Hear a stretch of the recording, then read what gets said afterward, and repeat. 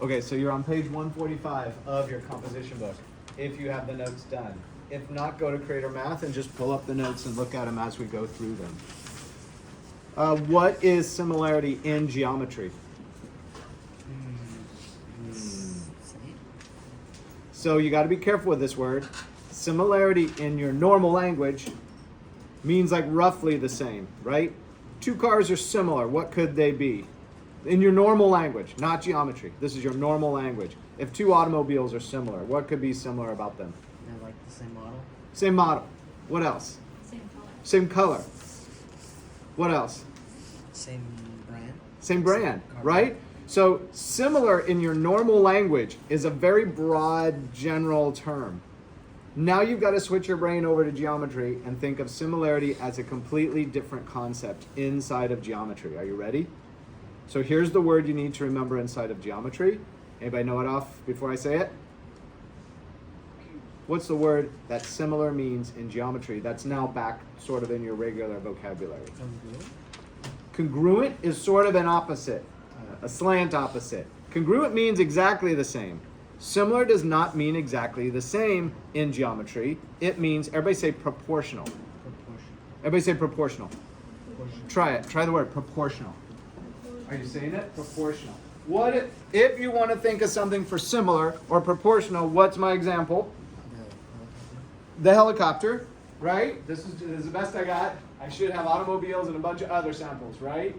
What is the helicopter compared to the real one? Small. It's small, but it looks like the real one, right? There's a real one just like this. This one's a 1/43 scale model. So they took the length of the real one, divided it into 43 parts, and this was one of the 43. If you multiply this by 43, it comes out to be the length of the real one. You following this? So similar has a very specific meaning inside of geometry. It means proportional. It's been shrunk in a very deliberate manner. Not only did they shrink the length by 43 times, they shrunk the height by 43 times, they shrunk the width by 43 times, and every aspect of the real helicopter, they shrunk by 43. That's proportional. You know it, you use it every day in your life. What's another example of proportionality in your life? What are you thinking of? What else is proportional? What else is proportional? What else in your life is proportional? Are you driving yet? Do you have your permit? Very soon, you're going to get your permit. Very, very soon. You're very close, right? Your parents are going to help you, or whatever. You're going to figure it out yourself. I don't know how it's going to work out for you, right? But you're going to get your learning permit for driving, right? What are you going to use to find your way around? You know the streets around here, but you don't know the streets out there, right? What do you use? GPS, which is taking a map of the city, which is giant, miles and miles of city, and it's shrinking it down onto the screen of your phone. Fair enough? But it's shrinking it down in a very deliberate manner. It's not just randomly shrinking this way and that way. It's shrinking down proportionally. Does this make sense? Right? A map. So very functional. You know, a lot of times in math, I'm telling you guys, you're asking me, will I ever use this in my everyday life? This is one of the topics that you use every day in your life. Proportionality is very important to us. We use it all the time. Okay, so you're on lesson number 3 of similarity. This one is now relating to not helicopters, right? Not automobiles, not maps, but triangles. We're going for something simple because we need to bring this down to a level where we can use some calculations, right? So are these two triangles similar? Is asking, are the two triangles proportional to each other? Did we expand or shrink one in an exact relationship to the other? And the relationship factor we use is called scale factor. Everybody say scale factor? Scale factor. Everybody say scale factor? Scale factor. Right? The scale factor, if you took the map and it was 100 miles, you shrunk it down to the 2 inches of your screen, right? You have to shrink that by a scale factor, and you can now maybe enlarge it and shrink it, and the scale factor changes as you're pinching your screen, right? When you go like this to the map to zoom in or zoom out, it's changing the scale factor in real time for an x-axis and a y-axis, and if it's 3-dimensional, it might be in the z-axis also, all right? So this one's called SSS. It stands for side, side, side similarity postulate. You have to be a little bit careful because all the congruency postulates have the same names almost, and in some cases do, right? So you have to say not just side, side, side postulate, but make sure you're saying side, side, side similarity postulate to distinguish. In this case, we're talking about the proportionality of the two triangles. Otherwise, once you get down past all those concepts, this is really reasonably maybe easy and fun maybe for you. Okay, fun for me maybe, but fun for you. So I'm matching up sides. Look at this triangle here. It's 5, 7, 9. Those are the lengths of each side, right? This length is 5. That's the lowest number. Let's go over to this one. The lowest number is 15. So I'm going to relate the 5 to the 15. 5 divided by 15 is 3, right? Goes in there 3 times. I'm going to now go to the next number up. 7 is the next one up. I go up to this one, 21. Can I multiply 7 by 3 to get 21? Yes. So right now I've got a consistent scale factor between the two sides.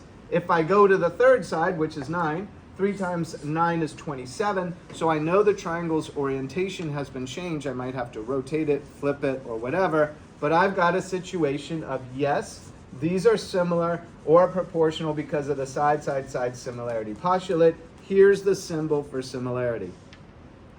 Do you remember the symbol for congruency? Congruency had an equals under it. This one's just a squiggly line.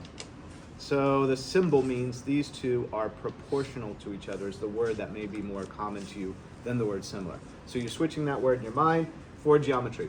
Now, the scale factor depends on which direction we're going. If you're going from the small to the large, the scale factor is 3 in this case. If you're going from the large to the small, we have to shrink those numbers, so we're going to say it's 1/3 in that direction. The scale factor changes based on which direction you're going in, and think of your helicopter. If you're going to go from the big to the small, you're going to divide all of the links by 43 in this case, right? You need to shrink them, so you divide them. If you were going from this to the big one, it would change. You would need to take this length and multiply it by 43 to get back to the big size, right? Reasonable in your mind. Your mind is like, I get this. Depending if I'm going small to large or large to small, the scale factor will, in essence, reverse, so to speak, right? Mathematically speaking. Okay, what do you guys got? Did they collect your... They already came by. Okay. Yes, thank you, thank you. All right, so let's go to this one. This one is an example of one that is not proportional. Here's how you tell. Let's start around using this. We've got 3 sides, so we're going to try to use the side, side, side similarity postulate. Let's start with the smallest number here, 5. The smallest number here, 25. What did we multiply 5 by to get to 25? We multiplied by 5. 5 times 5 is 25. Go to the next number. 5 times 6 is 30. Is the next one up 30? Yes. Now, we multiply this by 5 to get 30. Let's multiply 8 by 5. What's 8 times 5?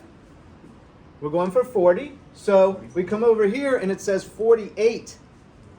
It doesn't match up. This would have to be 40 for it to be a proportionally expanded triangle and to be therefore similar. So in this case, the answer is no. 8 divided by 48 is 1/6 in this case, right? Not 1/5 like all the others.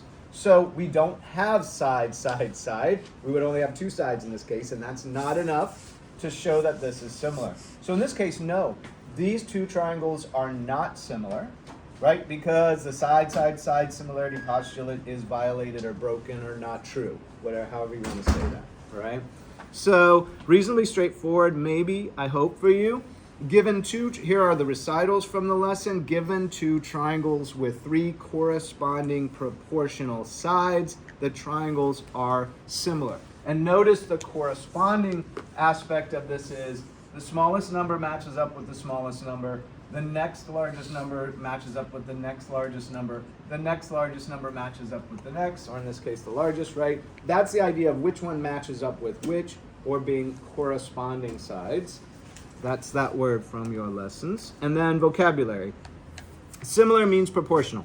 Scale factor. The value by which a shape is consistently larger or smaller than the beginning shape. Proportional.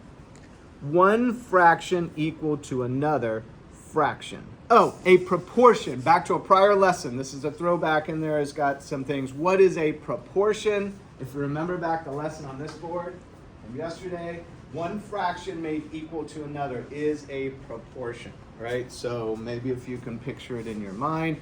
In the notes, you'll see a fraction bar equal to a fraction bar. It's one fraction, a numerator over a denominator, placed equal to another fraction, a numerator over a denominator. So I see they're just giving us some vocabulary from the last lesson. And corresponding, either sides or angles in matching locations on triangles, in this case, since we're dealing with triangles. Okay, hit stop on that.